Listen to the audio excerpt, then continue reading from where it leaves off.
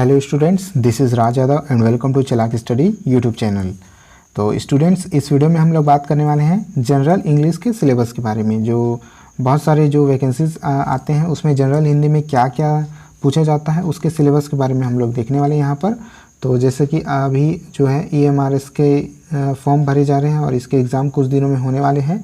तो EMRS की तैयारी जितने भी स्टूडेंट कर रहे हैं, जो लोग भी कर रहे हैं, वो जनरल इंग्लिश अपने पार्ट को समझने के लिए इस वीडियो का सहारा ले सकते हैं। इसमें हम लोग बात करेंगे कि जनरल इंग्लिश में क्या क्या टॉपिक्स जो हैं उनसे प्रश्न पूछ लिए जाते हैं और जिनको कवर करने से आपके जो है प्रश्न हल हो सकते हैं, जिनको पढ़ना बहुत ज़रूरी है।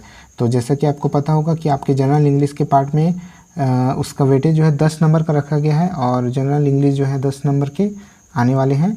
तो हम लोग इस वीडियो में देखेंगे कि उन 10 नंबरों के लिए आपको क्या क्या पढ़ना पड़ेगा और क्या क्या पढ़ना कारगर हो सकता है। तो बिना कोई देरी किए जल्दी से स्टार्ट कर लेते हैं। सबसे पहले आपका है नंबर। तो नंबर को आपको पढ़ लेना है, ठीक है। उसके बाद नंबर के बाद है जेंडर, जेंडर के बाद है आर्टिकल्स। तो नंबर, जेंडर और आर्टिकल को बहुत अच्छे से पढ़िएगा। बहुत इनमें जितने भी टॉपिक्स हैं बहुत ज़्यादा कठिन नहीं हैं, बस ये है कि एग्ज़ाम्स में अगर प्रश्न आ जाते हैं वो थोड़े से कठिन हो जाते हैं। घर में प्रैक्टिस करने से वो सरल लगते हैं और वही प्रश्न जब एग्ज़ाम में आ जाते हैं तो कठिन लगने लगते हैं। तो अच्छे से प्रैक्टिस करिएगा। उसके बाद आपका आ जाता है प्रोनाउन, एडजेक्टिव, वर्ब और एडवर्ब, ठीक है। तो वर्ब, एडवर्ब, एडजेक्टिव्स और प्रोनाउन को अच्छे से पढ़िएगा, ठीक है। तो ये सभी टॉपिक हैं जिनको आप अच्छे से अगर एक बार पढ़ लेंगे तो आपका जब एक बार कॉन्सेप्ट क्लियर हो जाएगा तो आपके प्रश्न गलत नहीं होंगे एग्ज़ाम्स में। इसके बाद नेक्स्ट टॉपिक में आ जाते हैं। नेक्स्ट टॉपिक है आपका use of some important conjunction. तो कंजक्शन से रिलेटेड प्रश्न आते ही आते हैं हर एग्ज़ाम में, लगभग सभी एग्ज़ाम्स में कंजक्शन से प्रश्न आते हैं। उसके बाद है use of some important preposition. तो ये प्रीपोजिशन से भी प्रश्न आता ही आता है, ठीक है। इसको भी अच्छे से पढ़िएगा। प्रीपोजिशन को समझना थोड़ा सा मुश्किल है। जो हिंदी भाषी हैं, जो लोग जिनका अंग्रेजी मुख्य भाषा नहीं रहता उनके लिए प्रीपोजिशन को समझना थोड़ा सा कठिन हो जाता है। तो आप अच्छे से प्रीपोजिशन की तैयारी करके जाइएगा, ठीक है। इससे प्रश्न ज़्यादातर गलत हो जाते हैं स्टूडेंट से, तो इसको अच्छे से इसकी तैयारी कीजिएगा। MCQs बहुत अच्छे से इसको सॉल्व कीजिएगा, MCQs इसके, तभी जाकर के आपको इंग्लिश अच्छे से बन पाएगा। आगे है पैसिव वॉइस, एक्टिव वॉइस, ठीक है। इससे रिलेटेड प्रश्न आ ही जाते हैं अक्सर एग्ज़ाम्स में। तो एक्टिव वॉइस, पैसिव वॉइस को अच्छे से देख करके जाइएगा, ठीक है। इसके अलावा है डायरेक्ट और इनडायरेक्ट स्पीच, ठीक है। नरेशन, जो नरेशन है डायरेक्ट इनडायरेक्ट स्पीच या फिर डायरेक्ट इनडायरेक्ट नरेशन कह सकते हैं इसको। तो इसको भी आप अच्छे से देख करके जाइएगा।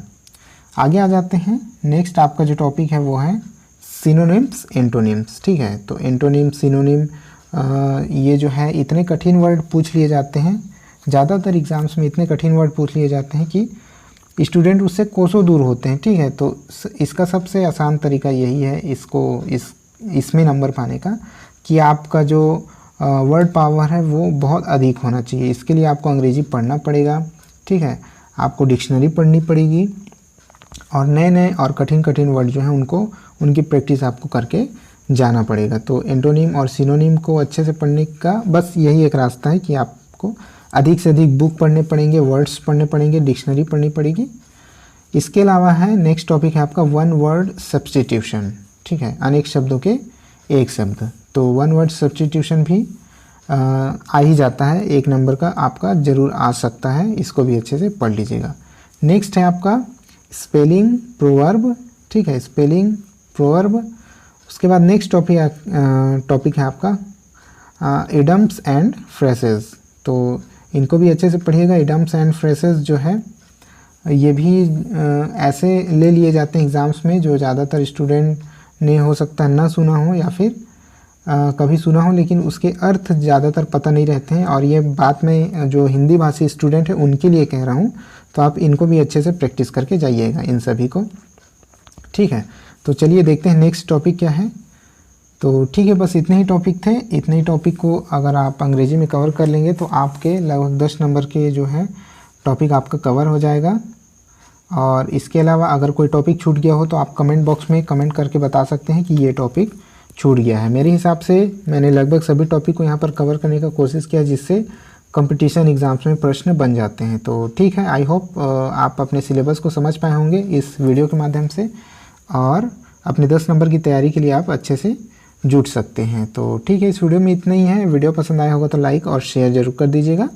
अगर अभी तक आपने इस चैनल को सब्सक्राइब नहीं किया है तो सब्सक्राइब ज़रूर कर लीजिएगा, क्योंकि इस चैनल के माध्यम से आप अपनी तैयारी को अंजाम दे सकते हैं, अपनी तैयारी में रेगुलरिटी बनाए रख सकते हैं। इस वीडियो में इतना ही, मिलते हैं नेक्स्ट वीडियो में, तब तक के लिए जय हिंद।